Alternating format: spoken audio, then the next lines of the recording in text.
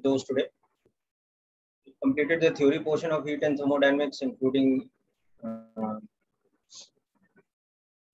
heat transfer. So we'll complete the doubts, and after that we'll be moving on to the next chapter, which will be fluid mechanics and properties of matter. That's going to be a relatively easy chapter. Anyhow, let's begin today's session.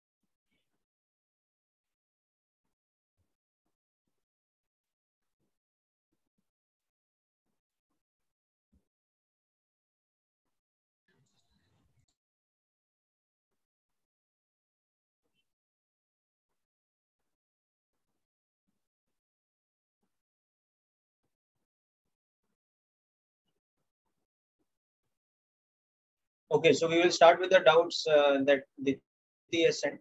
Okay.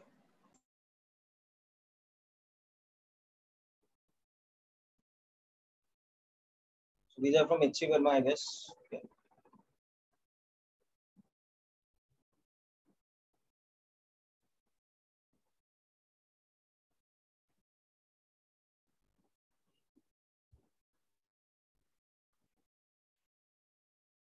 Specific heat capacity of gases. That chapter. Let's start with question number 3.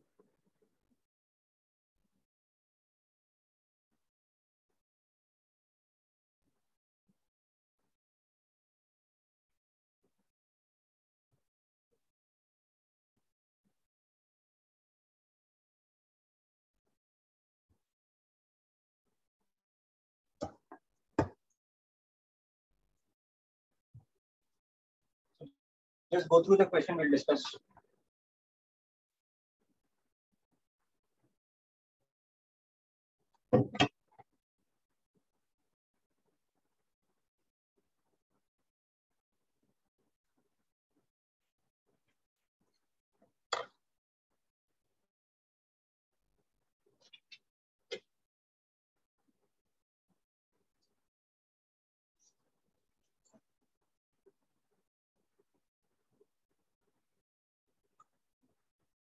Okay, so it says that there's a cylindrical container having oxygen and closed by a 50 kg frictionless piston. Area of the piston is given to us, atmospheric pressure is given to us. Cylinder is slowly heated for some time. Find the amount of heat supplied if the gas moves out to a distance of 20 centimeters. Okay, so basically what's happening is that the piston applies a constant force. Okay, so we'll work out all these questions.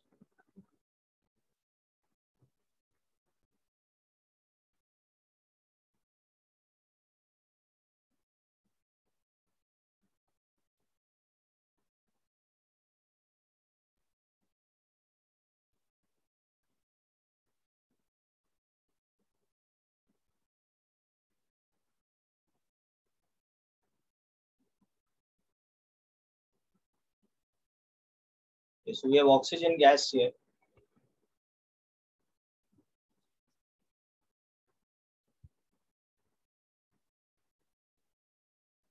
Now the piston has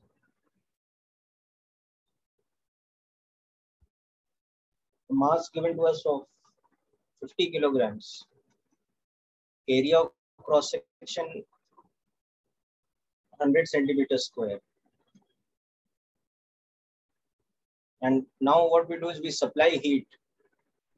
As we supply heat, the piston displaces. The piston undergoes a displacement of 20 centimeters.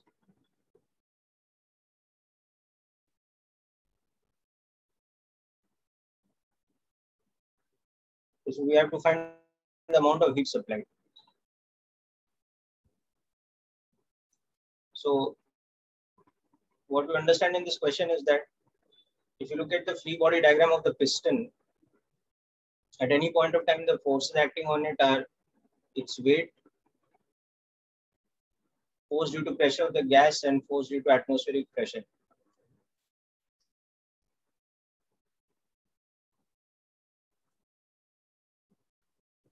Because you're moving it slowly, so its acceleration is tending to zero. So the pressure of the gas inside is remaining uniform.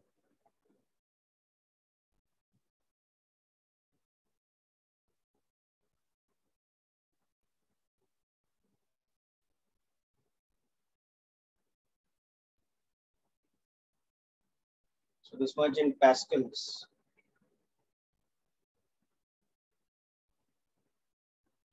So you can see it is 1.5 into 10 raised power 5 pascals. So the gas undergoes an isobaric expansion. So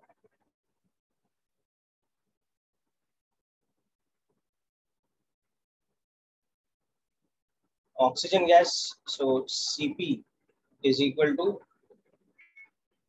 7 by 2R, because degrees of freedom is 5. So Cv is F by 2R. Cp is equal to Cv plus R. So 7 by 2R delta T. That is the same thing as 7 by 2 times P delta V, because it is isobaric in nature. So nR delta T is equal to P delta V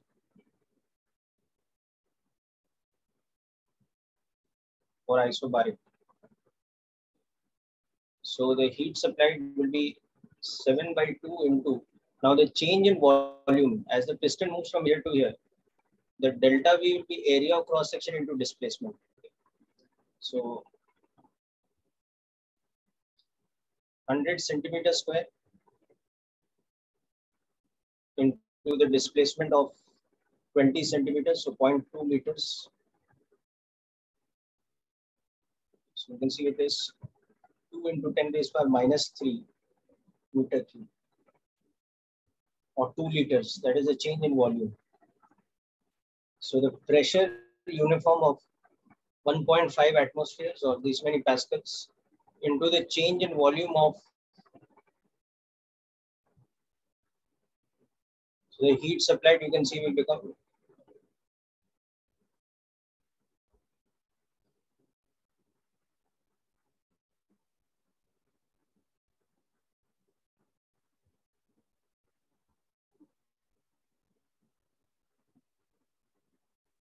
this much.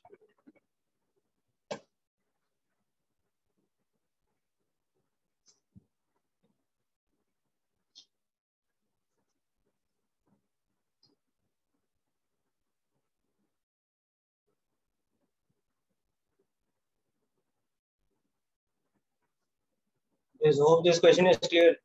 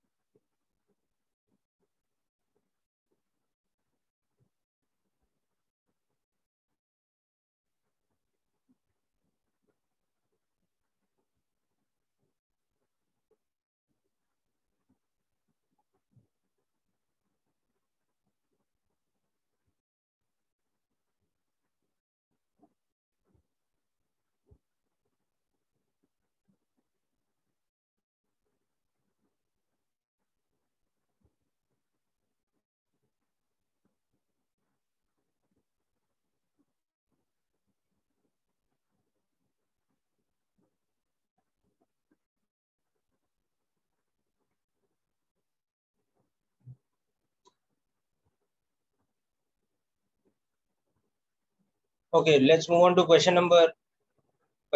I will just give you a brief idea of how to do. It's a very simple question, really. So in question 4, see what all data is given to us. For hydrogen gas, CV and CP are given. We have to just calculate the value of J, that is 1 joule, because CP and CV are given in calorie per gram. So it is, so CV is 2.4 calorie per gram degree C for hydrogen gas, which has molar weight equal to 2 grams. So CV will become 2.4 into 2 calories per mole Kelvin. And CP is given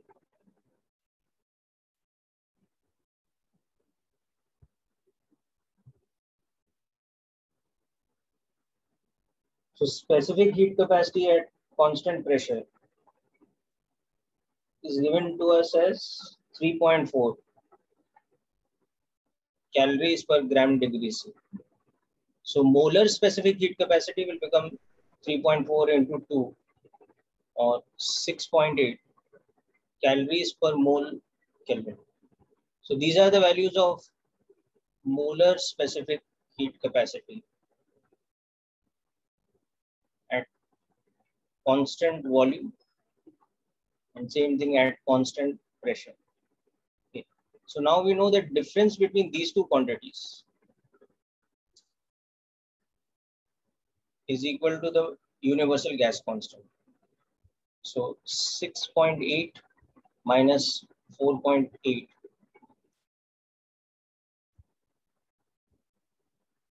calories per mole Kelvin is equal to R. And R is given to us as 8.3 into 10 raised power 7 erg per mole Kelvin. So this 2 calories per mole Kelvin is given to us as 8.3 into 10 raised power 7 erg per mole Kelvin. Or whatever, mole degree C, it's one and the same thing. So 2 calories is equivalent to 8.3 into 10 raised power 7 erg or 8.3 joules. So 1 calorie according to this is 4.15 joules.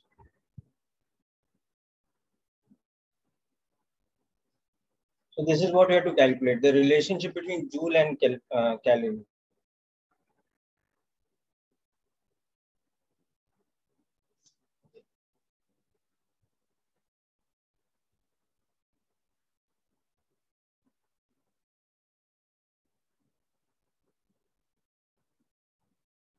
Okay, moving on to question number 6. Again, I think it's a easy question. But number of you have asked, so I'm discussing.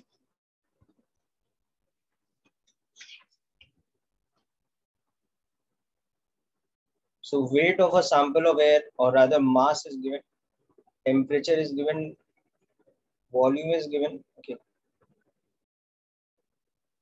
And when 2 calories of heat is added at constant volume, its temperature increases by this much.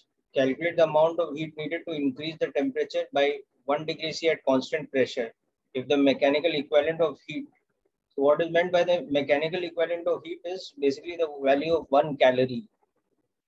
Okay, so that is equal to 4.2 into 10 raised power 7 erg per calorie, or that's the same thing as 4.2 joules per calorie. So let's understand this. So question 6, the information given to us as the mass of a sample of air is 1.18 grams. The volume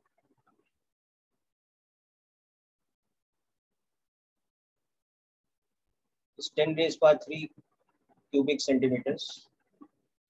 It's kept at a temperature of 300 Kelvin and pressure of 1 atmosphere. So this is the initial state for air, sample of air. Okay. Now it says that 2 calorie of heat is added to it at constant volume. Its temperature increases by 1 degree C. So Q equal to 2 calories at constant volume. And the temperature increases by 1 degree C. So that means NCV delta T is equal to 2 calorie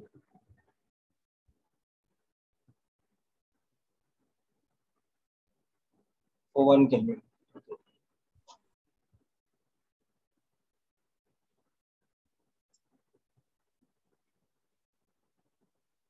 So calculate the amount of heat needed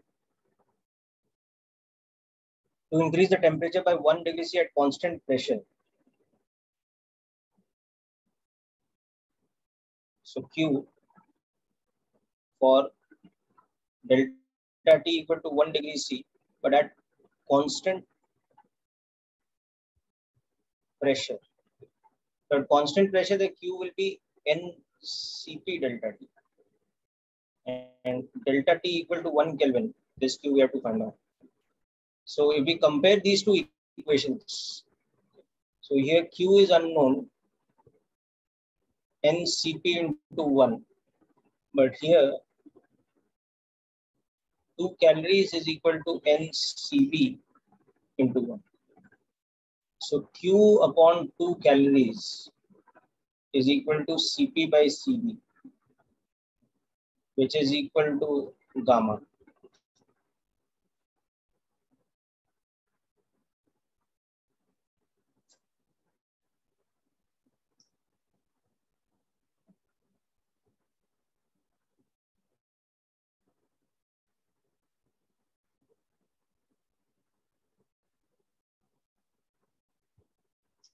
So now we need the value of gamma of air.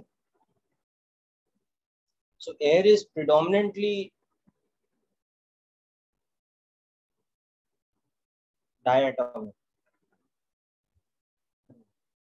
Nitrogen and oxygen form maximum percentage of air. So gamma is 7/5.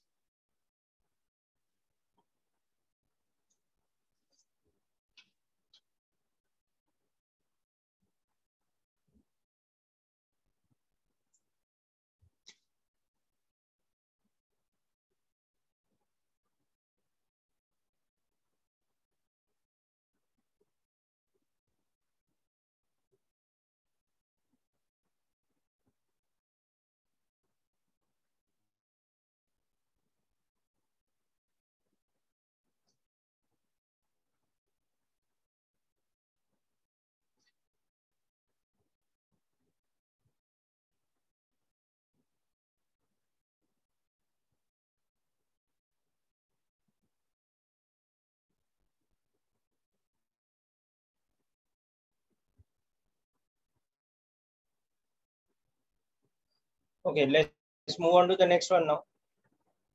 So I think we have to discuss the 10th question next. Oh, 8th also, okay.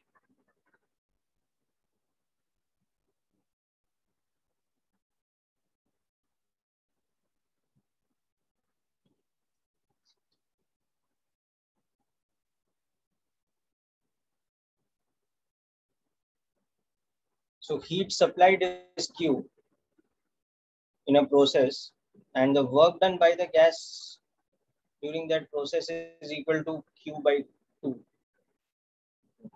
So we have to find the molar specific heat capacity for this process. So Q is equal to delta U plus W. This is the general statement of first law. And this Q is equal to NC delta T, where C is the molar specific heat capacity for the given process. And delta U is NF by 2R delta T or NCV delta T. This is a state function. So we have in general that NC delta T is equal to NCV delta T plus W. Now for this process, here Q, which is equal to NC delta T, is equal to 2 times the work done. Okay. Or work done is, so for this particular process, NC delta T is equal to NCV delta T plus half of NC delta T. So from this you can see that C is equal to half of C.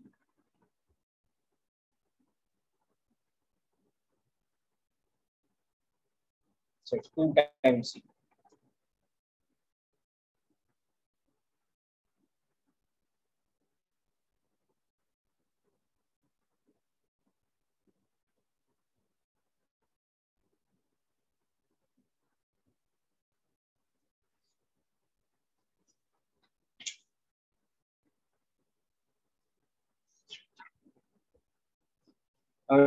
It is given to us that it's a monoatomic gas. So CV's value will be 3 by 2R. So it is given for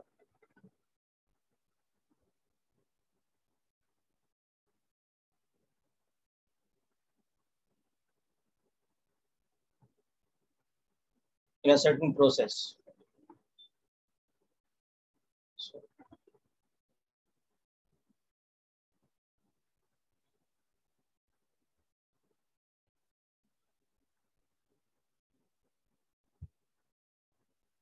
For this particular process where W is equal to Q by 2. Okay, so that's the 8th question. Make a note of this, please. Then we'll come to the 10th question.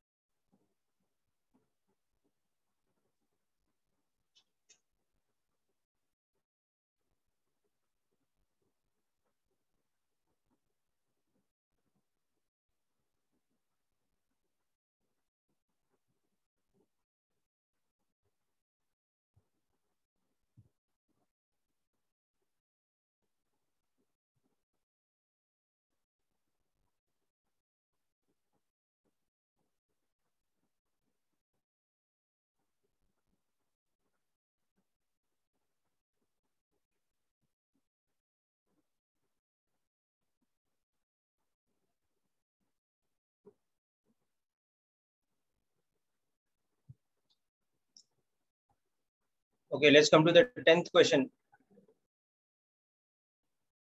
So it says here that we have an ideal gas for which Cp by Cv's value is gamma. So to assume gamma is given to us. Okay. Now it is taken through a process in which pressure varies according to the relation AV to the power B, where A and B are constants. Okay. So find the value of B for which specific heat capacity of the process is 0. Find B such that molar specific heat capacity is equal to 0. Okay. Now this is actually a very direct question. You can understand this by logic only.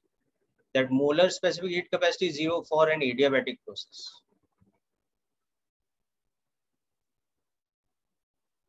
Because by definition in an adiabatic process, Q is equal to 0. And so NC delta T is equal to 0, where delta T is not 0. So that means C is equal to 0. That happens for adiabatic process. And an adiabatic process, you know that P is proportional to 1 upon V to the power gamma. So basically, is equal to some constant. So that means you can see the value of B should be equal to minus gamma. So this is direct definition based. This is from the definition. However, this question can also be done by a derivation. Okay. But at the exam level, it should strike you from the definition that the moment we are talking about specific heat capacity for a process being 0, that means we are talking about a process where heat exchange is 0. So it's an adiabatic process. It's a direct question based on definition.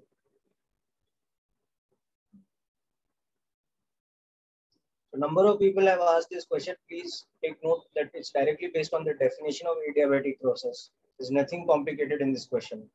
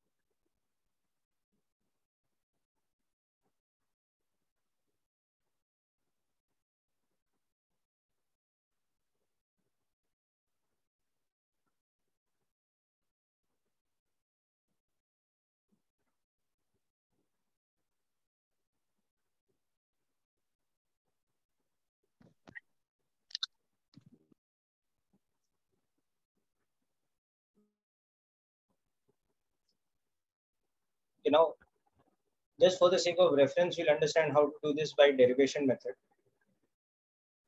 If we take a general situation where P is equal to KV to the power B, and we apply first law that Q is equal to delta U plus W, where Q in general is NC delta T. Delta U is given by this formula, the state function, and W is integration PD. So now we apply this here. So for such a process, the formula of W will be given by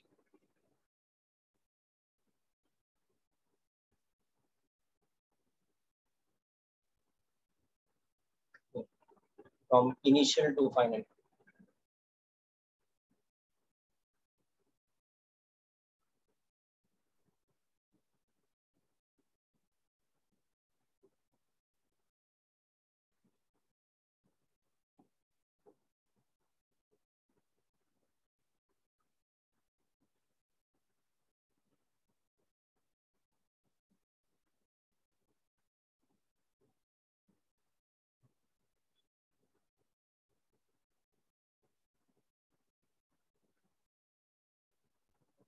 So you can also write this as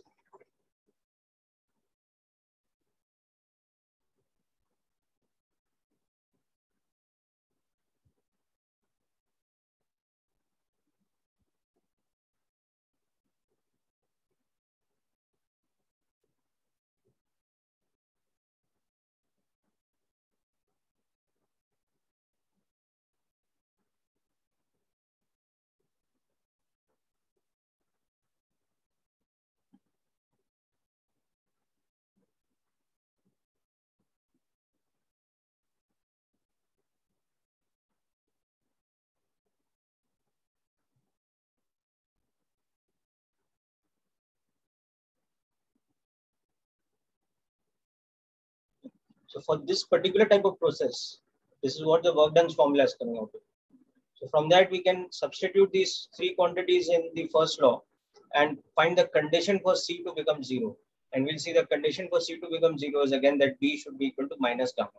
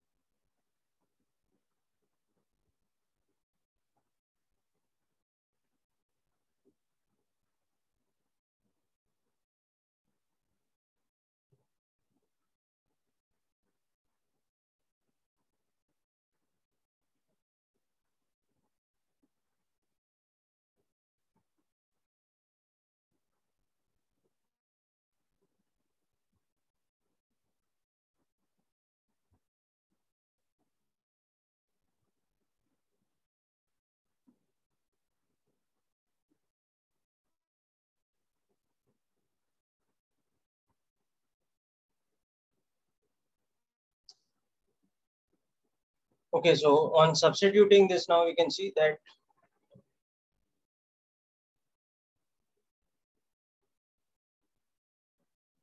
we have NC delta T is equal to NCV delta T plus NR delta T upon B plus 1. So we're getting the formula of C as CV plus R upon B plus 1. Now CV, which is F by 2R, can also be written as R upon gamma minus 1 because gamma is Cp by Cv, which is 1 plus 2 by F. So F by 2 is 1 upon gamma minus 1. So C is equal to R upon gamma minus 1 plus R upon B plus 1. So therefore C is equal to 0 implies that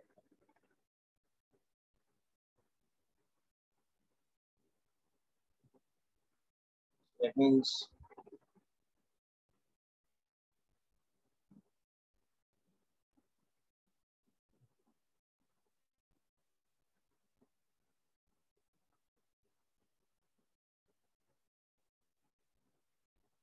it's a very lengthy way of proving this, okay, because here we have gone by pure mathematical analysis, whereas actually this was a straightaway case of definition, so it was not required to do something so lengthy.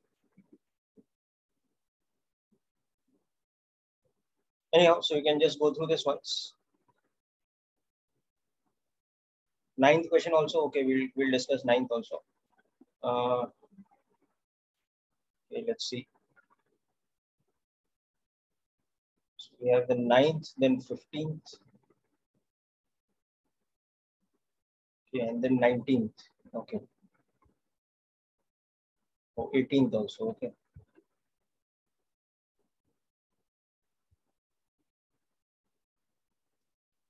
Okay, so next up we'll do 9th, then 15th, then 18th question. Then we'll continue forward. So ninth question you can try out yourself. It's very similar. Use the definition of first law of thermodynamics.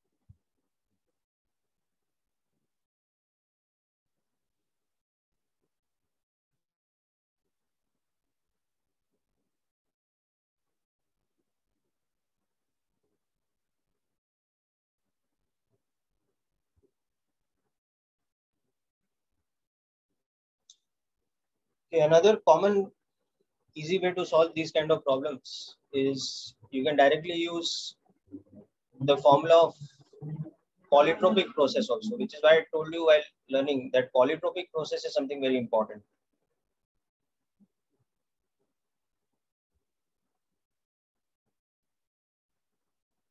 It's a family of curves on the PV space, remember, wherein if PV to the power alpha is a constant, which is the same thing as saying that P is proportional to 1 upon V to the power alpha.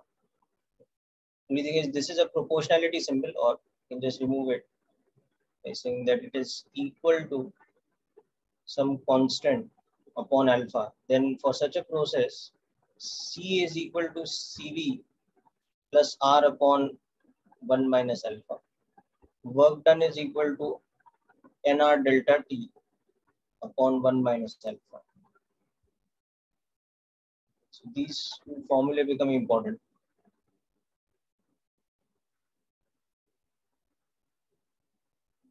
You can use this also. Okay.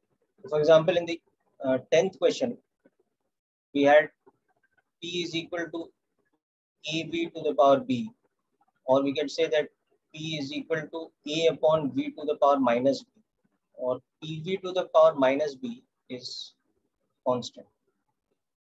So it's a polytropic process with alpha's value is minus B. So C is equal to CV plus R upon 1 minus of minus B. So it is CV plus R upon 1 plus B. So again, if I wanted C to be 0, that means CV plus R upon 1 plus B should be 0. So 1 plus B should be minus of CV by R. Sorry, R by CV.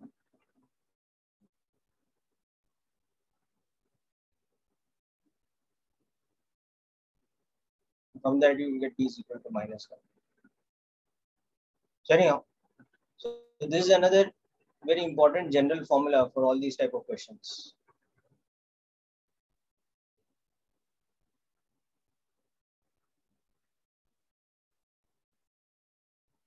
So let's discuss 9th, 15th, and 18th. Just a minute.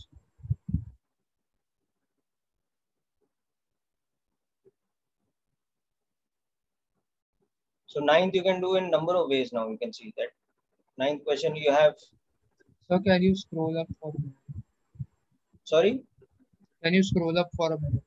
Okay.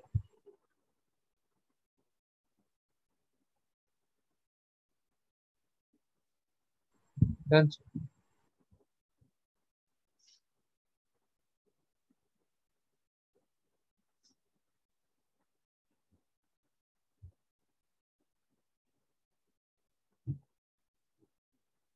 Okay. So this is clear now.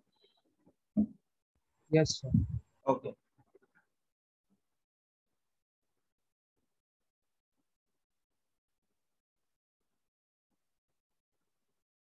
So moving on, in 9th question, you can see this is equivalent to saying that EV to the power -1 is constant. So it is a polytropic process with a polytropic coefficient or the polytropic power as -1. So obviously formula wise only C is equal to CV plus R upon 1 minus alpha. So that is CV plus R upon.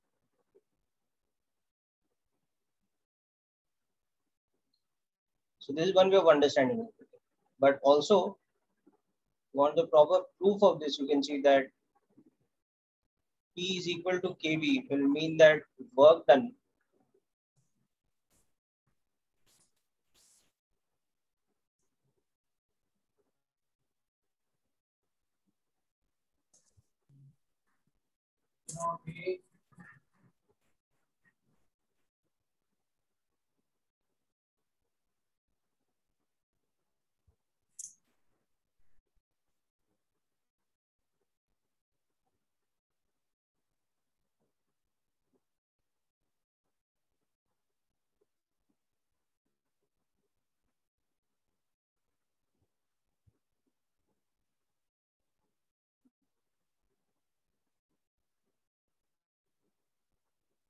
okay, so work done for this particular process is coming out to be NR delta T by 2.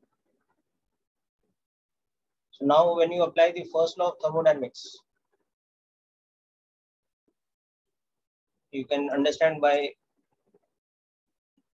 C is becoming CV plus R by 2.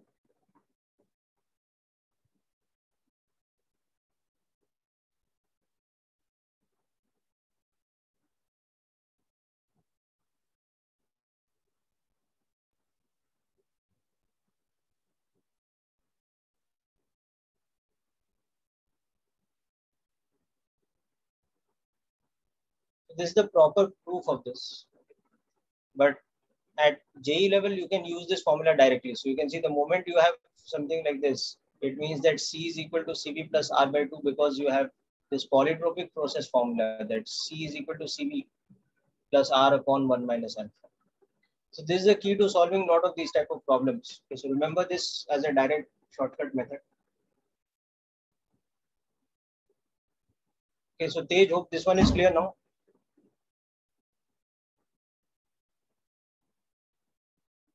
Yes. All right. Next, what are we doing? Right, question 15. Okay. Okay, finish writing this. We'll come to that.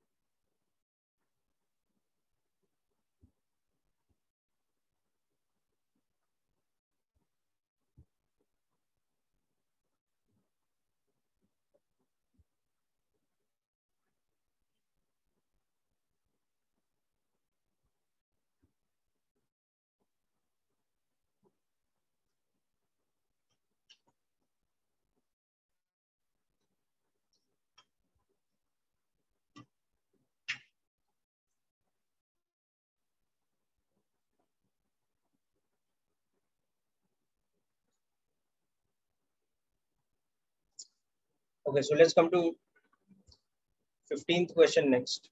Just the last part is just. Okay.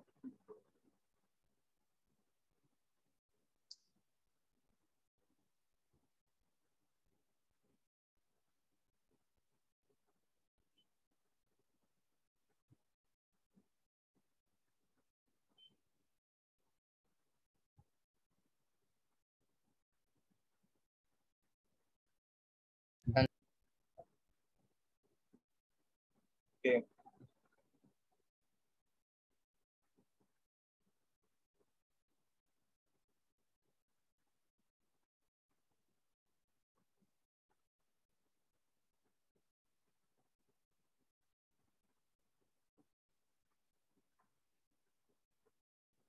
So it says that we have a differential steam calorimeter in which 3 grams of an ideal gas is contained in a rigid sphere at 20 degrees C.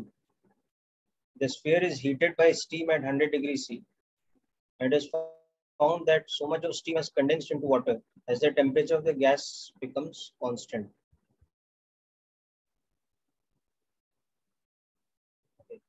Okay, so basically, see, you have a sphere in which initially the gas present is at a temperature of 20 degrees C.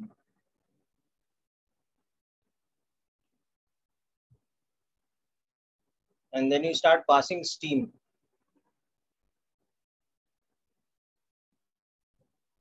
at 100 degrees C. Okay. So what will happen? The temperature of the gas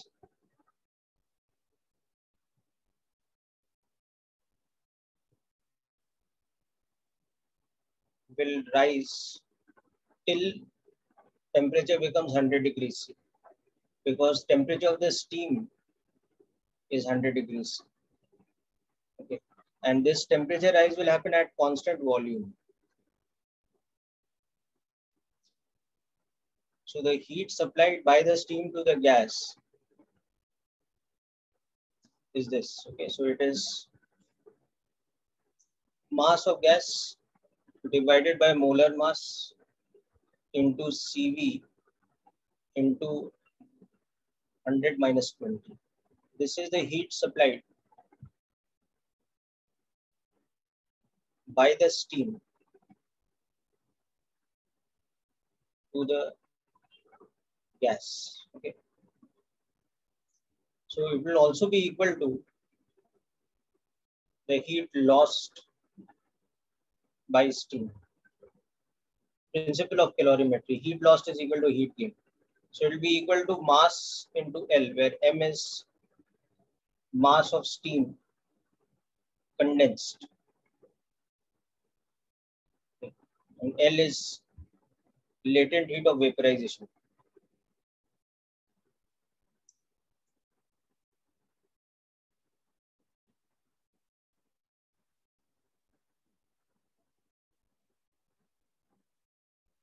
Of steam. Okay, so just use the standard values and solve this.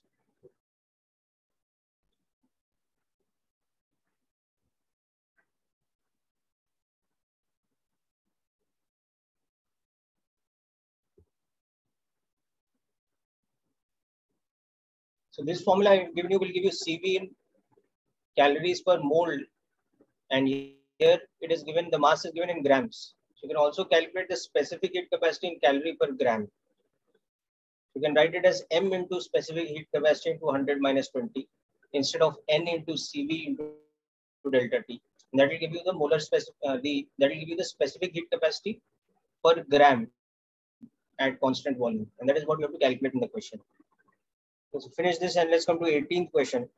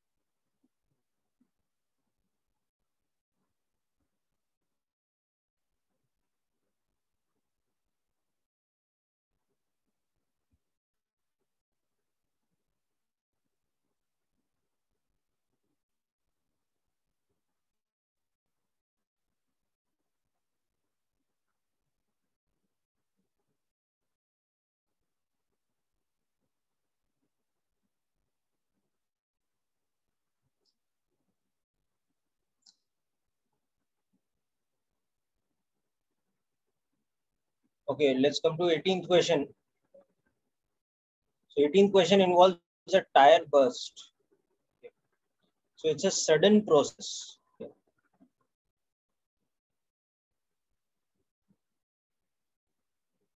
So a tire burst is a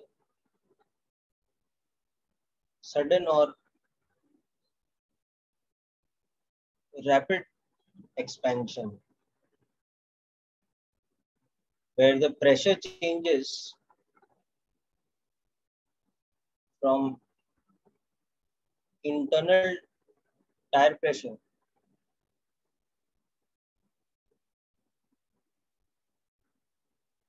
to atmospheric pressure.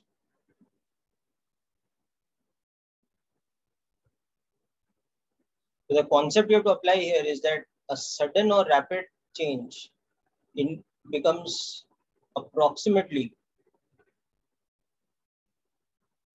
an adiabatic change.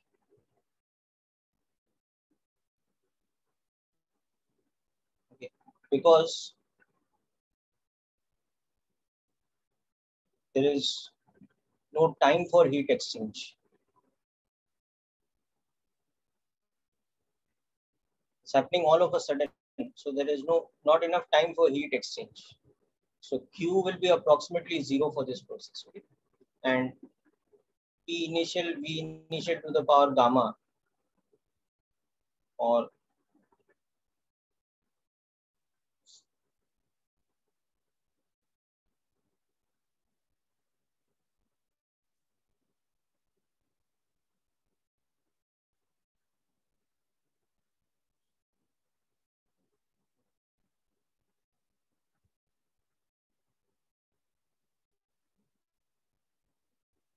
so this is the relation we'll have to use where we'll put in this particular question the initial pressure as how much is it? 2 atmospheres.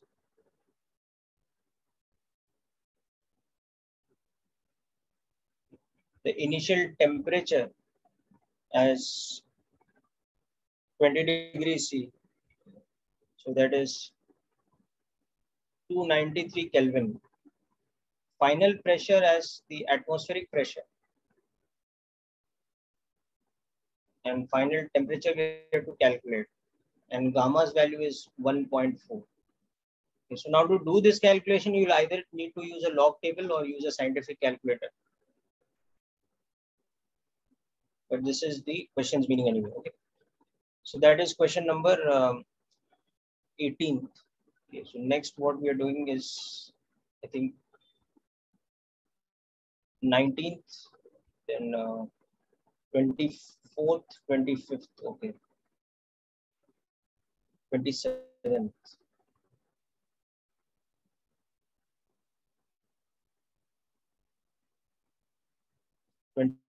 21st also. Okay.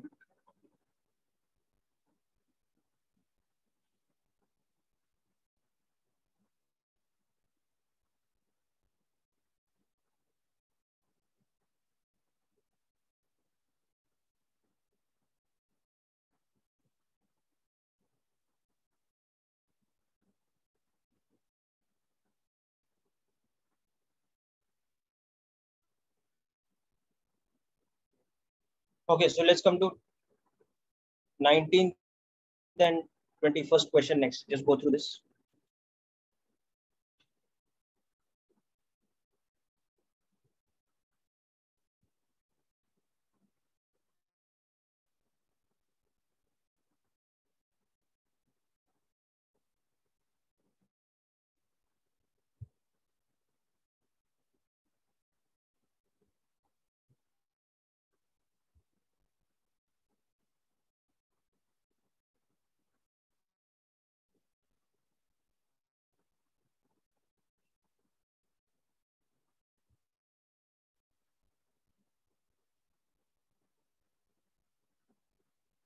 Okay, so I'll explain to you what to do in 19th question. Okay, the walls of the container are adiabatic. That means they are non-conducting. Heat doesn't conduct. Okay.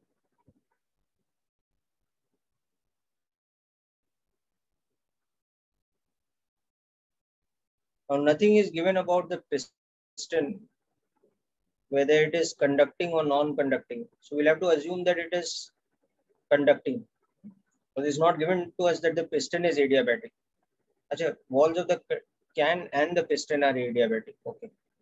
So you have to consider that also adiabatic.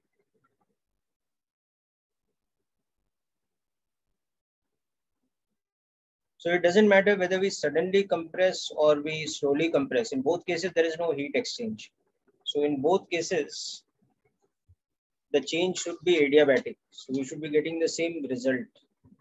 Yeah. Okay. So whether it is suddenly compressed or slowly compressed, it doesn't matter because the walls are non-conductive. So that means that it is going to be an adiabatic process. There's going to be no heat exchange.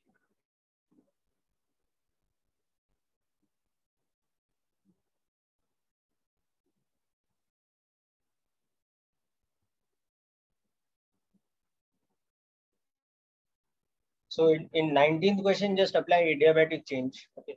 So try to complete 19th yourself and go through 21st question. I will do both the questions in some time.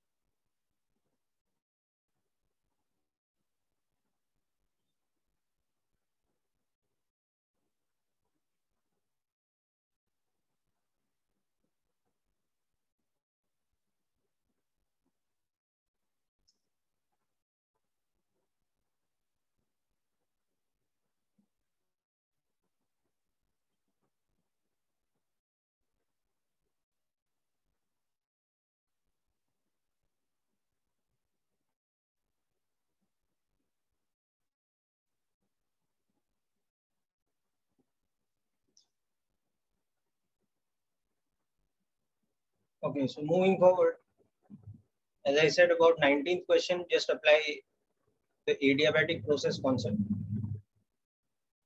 Yes, if the piston had been conducting, then for a slow process, it would have been isothermal. The temperature would have remained same as the temperature outside. Whereas for a fast process, we would have again taken it to be adiabatic. So if the piston or whatever the walls of the container are conducting, then a slow process. Slow process means enough time for heat exchange.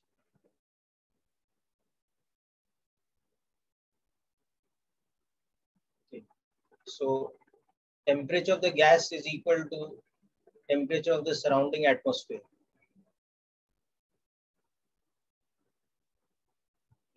So slow process would have been isothermal. But once again, fast process, or more than fast, we can say sudden. Sudden process would result in an adiabatic change because there is no time for heat exchange.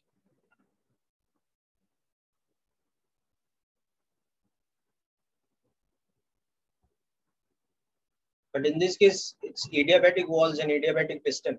So it doesn't matter whether it is slow or fast. Q is exactly equal to 0. In this case also Q would be approximately 0. So it's not exactly an adiabatic process.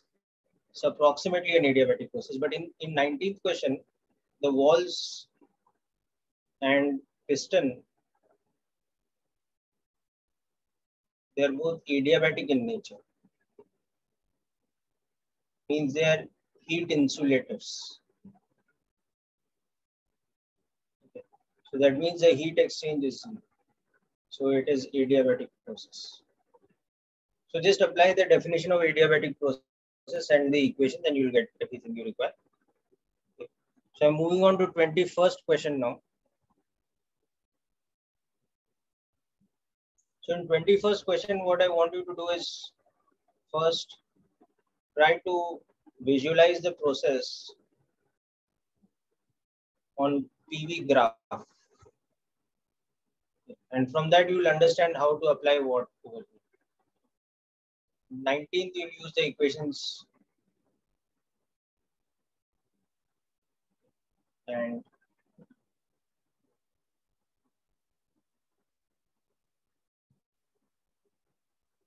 use the combination of these two equations.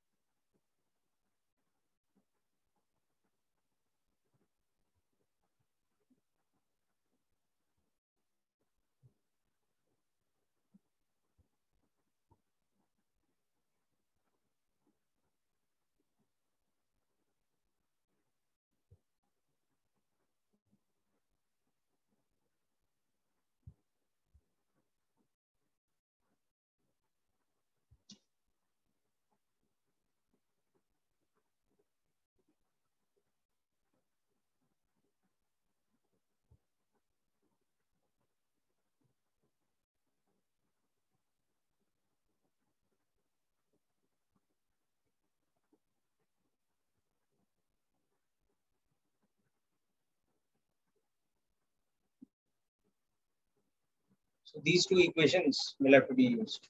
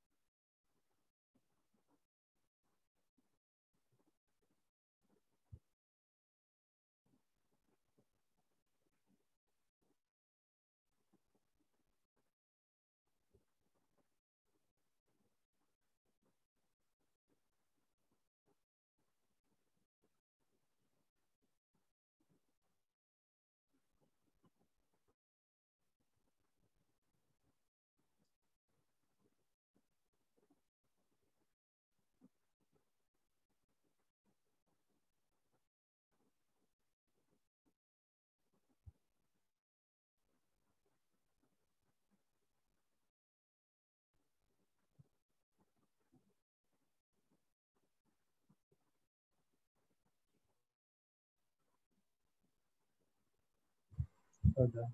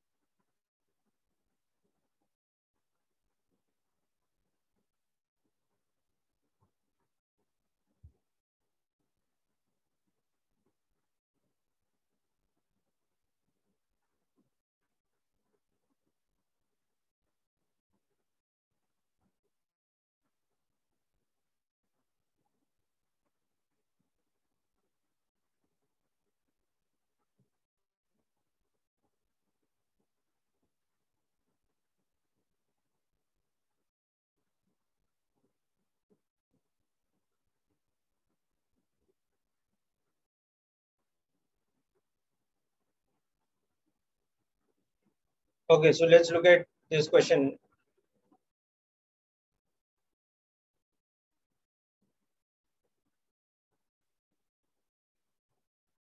So it says that we have a gas at P0 V0. It is isothermally taken to a pressure of P0 by 2.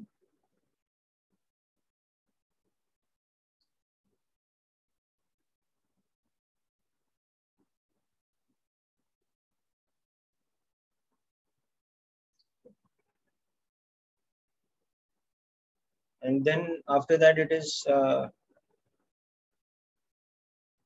adiabatically taken to P0 by 4.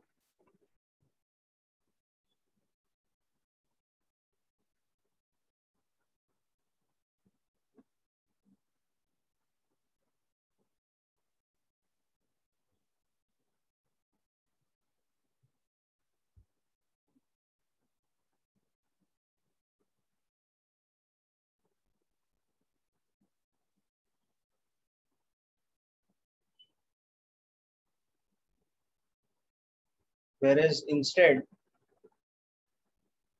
we had a second situation where we went first adiabatically to P naught by 2.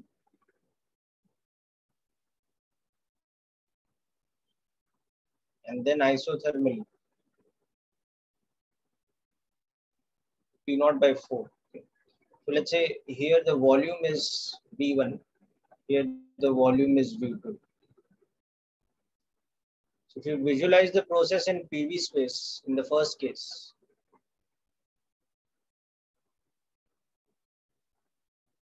the process would be something like this.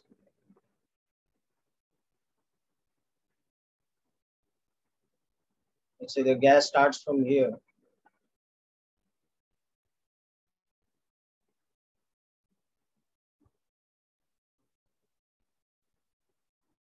P naught by 2 is here, P naught by 4 is here. So it's first going isothermally.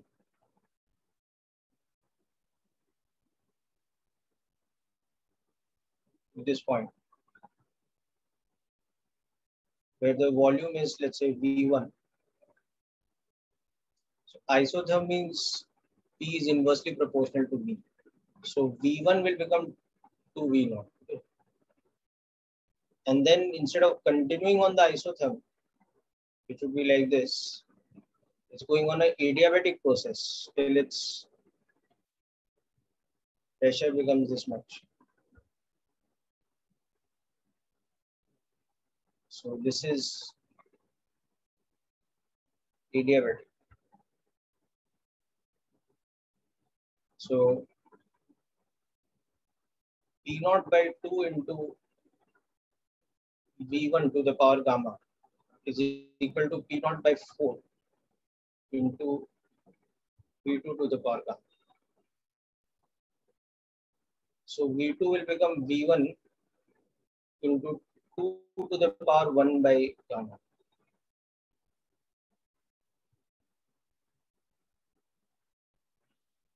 And gamma is given to us as gamma of x.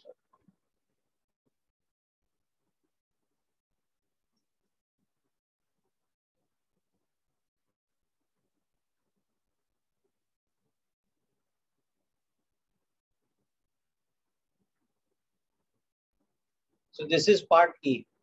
We will come to part B also. So this is the final volume in part A.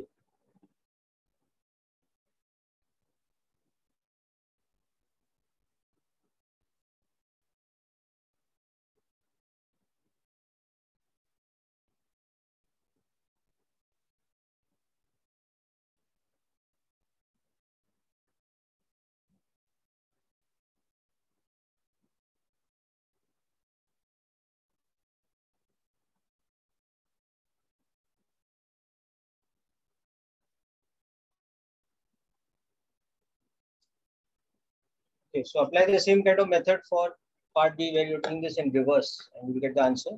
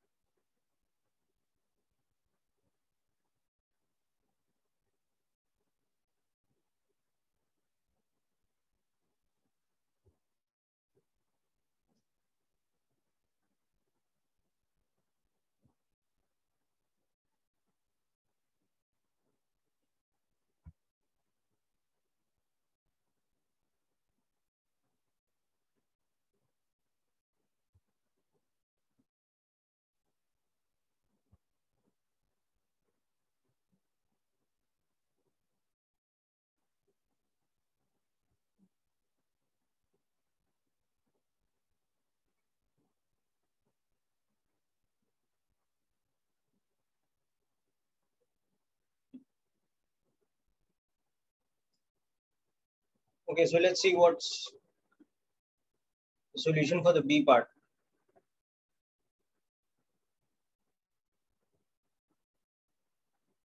So in that, we are first compressing adiabatically to half the pressure and then isothermally to 1/4 of the pressure.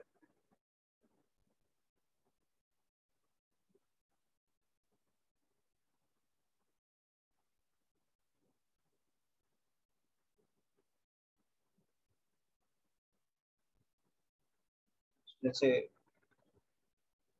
this here is our starting point. So first it is an adiabatic curve, which is a sharper curvature, as you can see, to some volume V1. Here P is proportional to 1 by V to the power gamma. And then the next thing is our isothermal, which is less steep in comparison.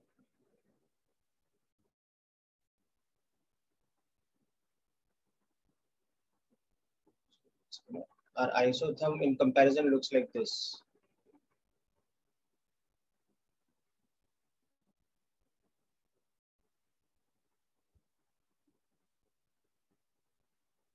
So this is our final volume. This second part, P is proportional to 1 by V.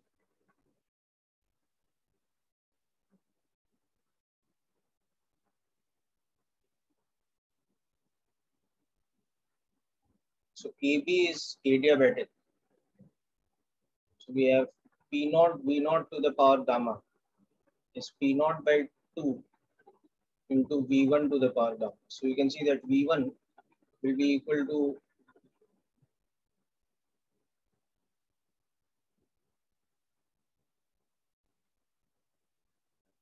this much.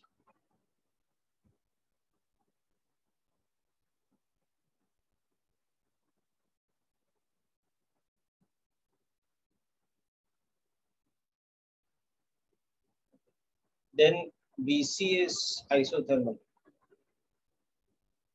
So P naught by 2 into V1 is going to be equal to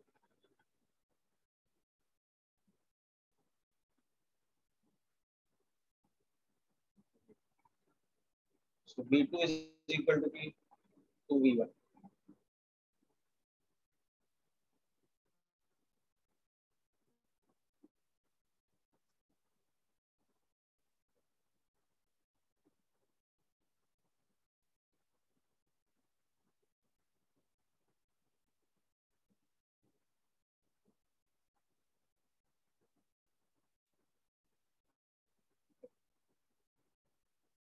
So you can see that the final point is the same.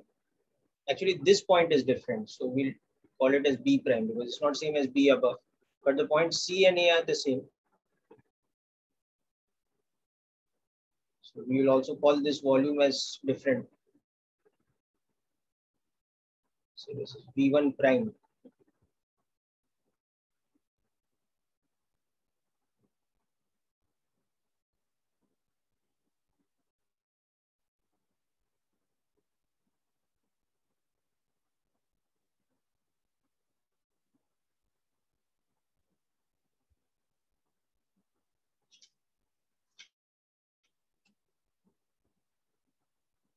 Okay, so that's the 21st question. Next, we're going to do, I think, 24th, right? Yeah, 24th and 26th. So let's come to 24th after this.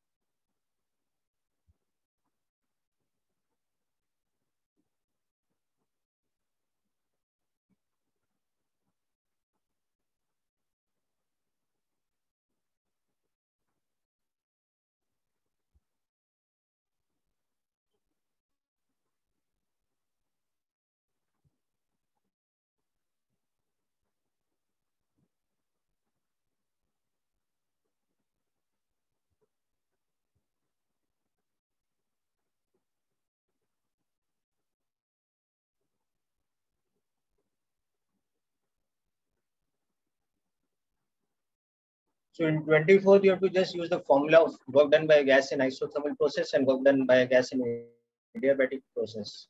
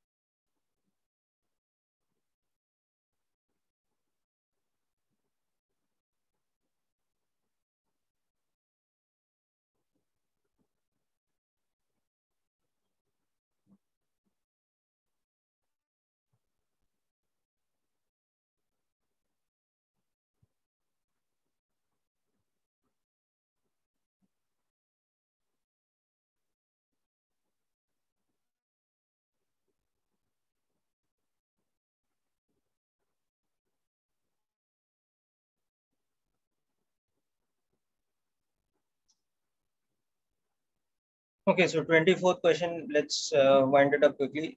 Two samples of the same gas have same initial state. Okay, so they're going from, let's say, P0, P0. But one is expanded isothermally to double the volume. So in the case of A, the work done is nRT ln V final by V initial. Okay. So this is going from P0 V0 to P0 by 2 to V0 at the same temperature. Okay. So this work done can be written as P0 P0 ln 2 or A, whereas B is going for an adiabatic process. So adiabatic process, remember, work done is negative of delta U. So it is minus NCV delta T.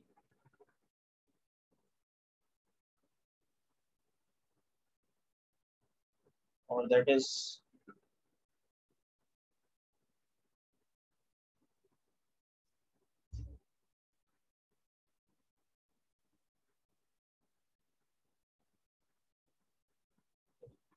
because NCV delta T can be written as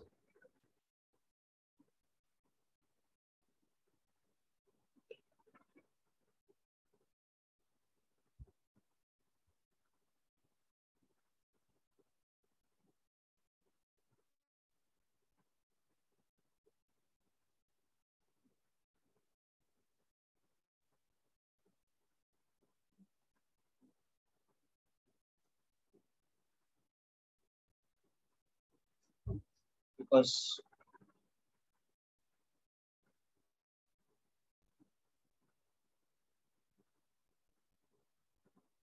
we have this relation. Okay. So here it is going in the adiabatic process, is going from P0 V0 to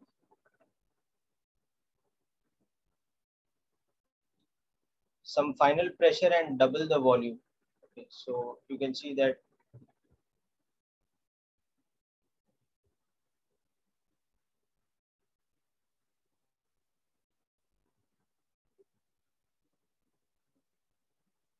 this thing. Okay, so work done when you substitute this will become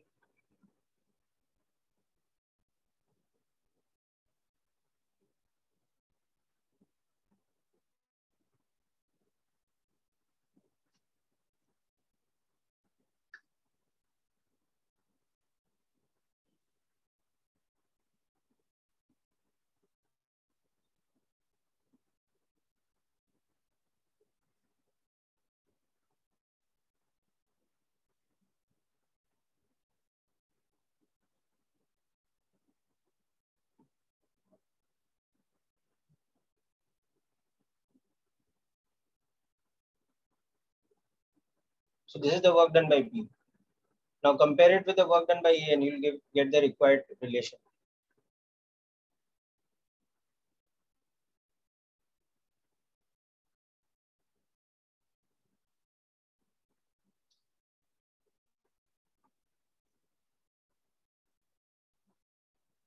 Okay, so you apply the condition here that work done by A is equal to work done by B.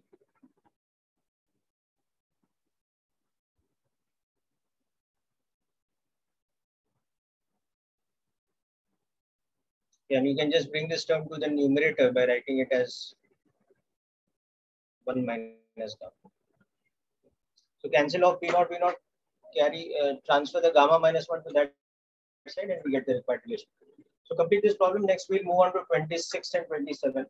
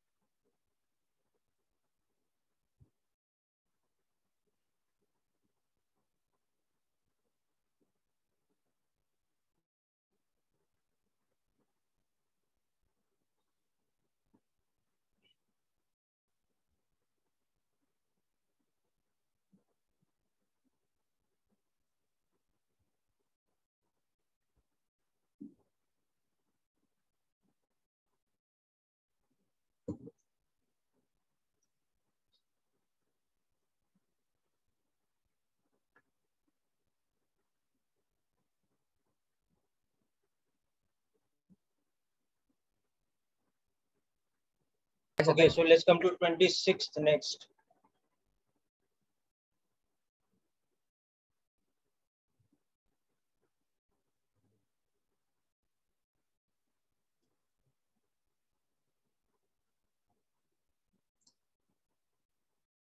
So you have a adiabatic container, that means the walls are non-conducting, and it has a adiabatic separator, that means the separator is also insulating. It doesn't allow heat to pass from one side to another. Okay. So the separator can be slid in the tube by an external mechanism. So you are injecting gas of gamma equal to 3/2 in the two sides, equal pressures and temperatures. The separator remains in equilibrium at the middle. It is now slid to a position where it divides the tube in 1:3 ratio. Find the ratio of temperature in the two parts of the vessel.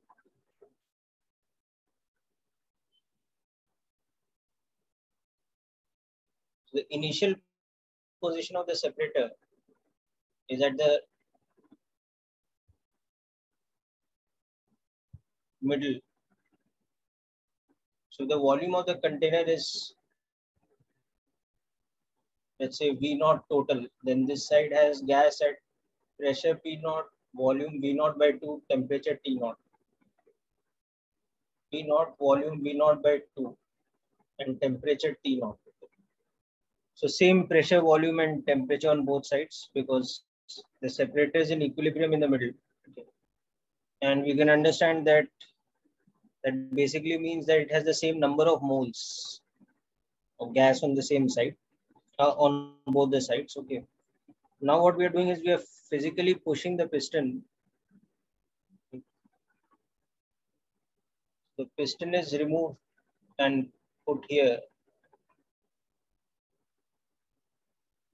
so that it divides this in the ratio 1:3. So this volume will now become 3/4 of V naught, and this volume will become V naught by 4. Okay. So this will have some new pressure, some new temperature, new pressure, new temperature.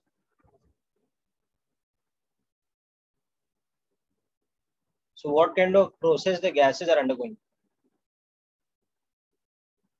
Gas A is undergoing a adiabatic expansion from P naught V naught by 2 T naught to some P1 V1 equal to 3/4 V naught. So you have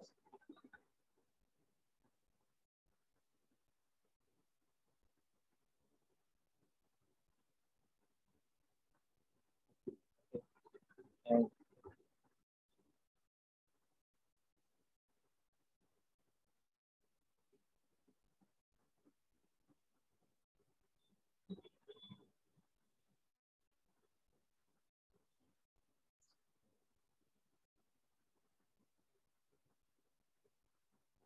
similarly the gas in container B or the part B is undergoing an adiabatic compression from P naught V naught by 2 T naught to some pressure P2, some volume V2 equal to V naught by 4 and temperature T. So by same way you can calculate.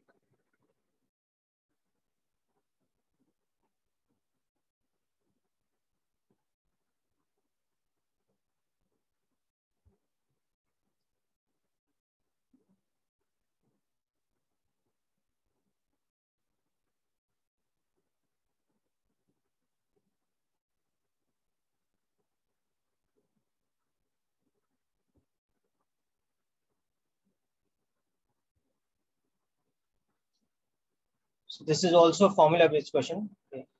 So note this down quickly and let's come to the 27th question.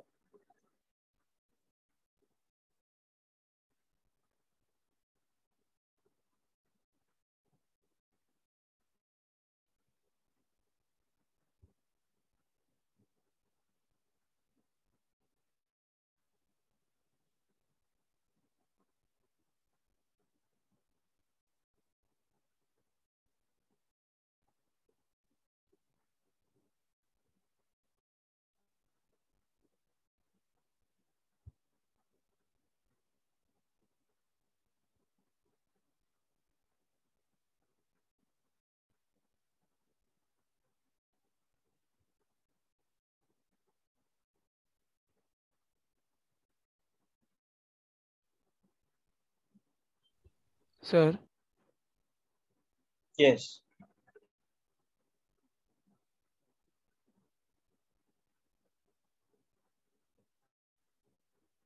Yes,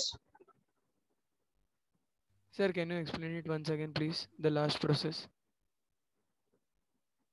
can't hear you, better speak a little louder, please. Sir, can you explain the last process again? Adiabatic process, beta. Adiabatic process because the piston is non-conducting, the walls are non-conducting. We are just physically moving the piston from one position to another without any heat transfer. So equation of adiabatic process. No? Got it, sir.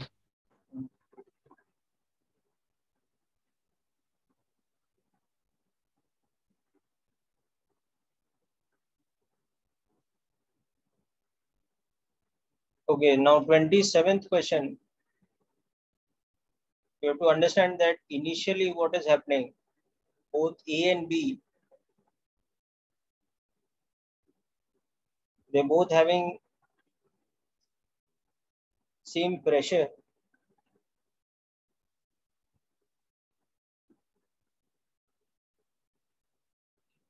So that is 75 into density of mercury into G. So both of them are having same pressure, same volume, and they're at same temperature of 300 Kelvin. Now what happens is that on A, you add Q equal to a number of moles you have to find out. So that you can find out using PV equal to nRT. Find the number of moles of gas in each. So just convert everything to SI unit. So this pressure will be 75 into 10 raised to minus 2 in meters. Okay, into 13,600 in kg per meters cube into 9.8. So it will come close to about 10 raised to 5 pascals. This volume 200 into 10 raised to minus 3. Sorry, 10 raised to minus 6.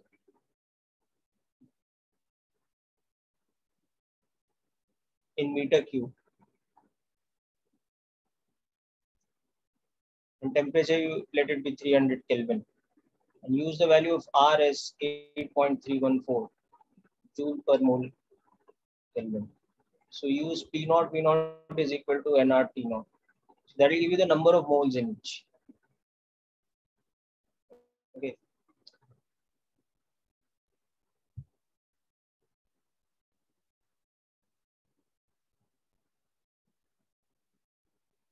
Then to A, what we are doing is we are adding a heat of, how much is it now? 5 joules. Okay. Isochorically, because we don't change the volume of gas. So this Q should be NCV delta T. So Q is given to us, N is known to us, CV is known to us, delta T we can find out. And once we found out delta T, from that we can find out the change in pressure also. Okay. So final temperature will be initial temperature plus this delta T. So now final pressure into is initial pressure divided by initial, because volume is constant. So from this we can find out the final pressure. And same thing you do to B also, but to B you are adding Q equal to 10 joules. So same N, same CV, but the change in temperature for B is corresponds to 10 joules. So from this you find the final temperature for B.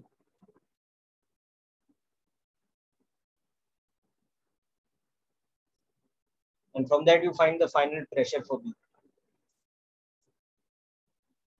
And that pressure difference between A and B's pressure, that is P final for B minus P final for A, That should be density of mercury into G into the height difference.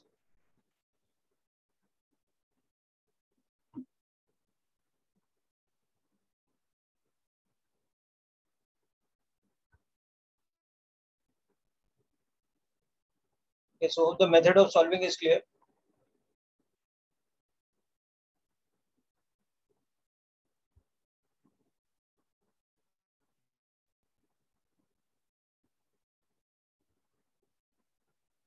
Okay, so people, with that, we come to a conclusion for today's class. Next time we will start fluid mechanics, and we'll keep aside some time towards the end of the class for some more doubts if anything is pending. Sir. So can you present the screen for a minute?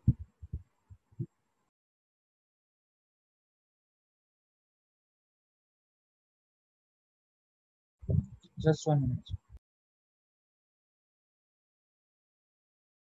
So you'll take doubts next time.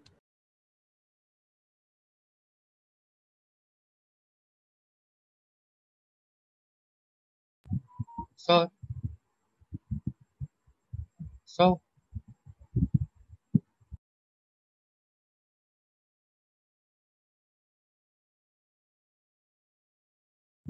Sir.